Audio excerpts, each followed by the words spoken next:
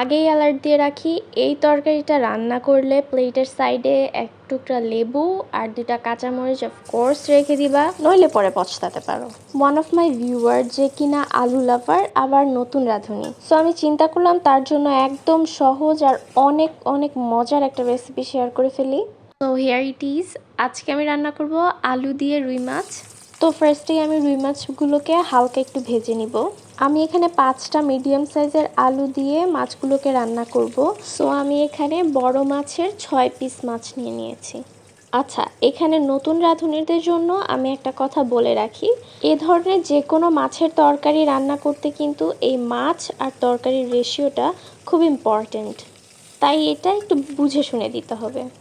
কথা বলতে বলতে মাছগুলো ভাজা হয়ে গিয়েছে, তো মাছগুলোকে তুলে একটা সাইডে রেখে আমি ওই একই তেলেই পেঁয়াজ আর মরিচ দিয়ে দিলাম। 1 চামচ লবণ দিয়ে দিব, 1 চামচেরও কম পরিমাণে দিয়েছি হলুদ গুঁড়া, আর 1 চা চামচ পরিমাণে দিয়েছি মরিচ গুঁড়া। একটু মিক্স করে এর মধ্যে আবার 1 চা চামচ পরিমাণে আমি রসুনের পেস্ট দিয়ে দিলাম। এবার এগুলোকে অল্প কিছুক্ষণ ভেজে এর মধ্যে পরিমাণ মতো পানি দিয়ে মশলাটাকে ভালোভাবে কষিয়ে নিব।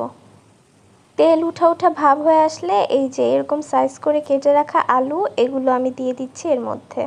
আলুগুলোকে দিয়ে খুব ভালোভাবে মিক্স করে বেশ কিছুক্ষণ কষিয়ে নিতে হবে। মাঝে মধ্যে ঢাকনা দিয়ে কষিয়ে যখন 70% সিদ্ধ হয়ে যাবে তখন এর মধ্যে আমি দিয়ে দিব পানি। মাছটা যেহেতু আমি পরে দিয়েছি এই কারণে পানিটা একটু বেশি দেয়া লাগবে। সো এই তো পানি যখন এরকম বলক চলে আসবে তখন আমি এর মধ্যে সবগুলো মাছকে দিয়ে দিব।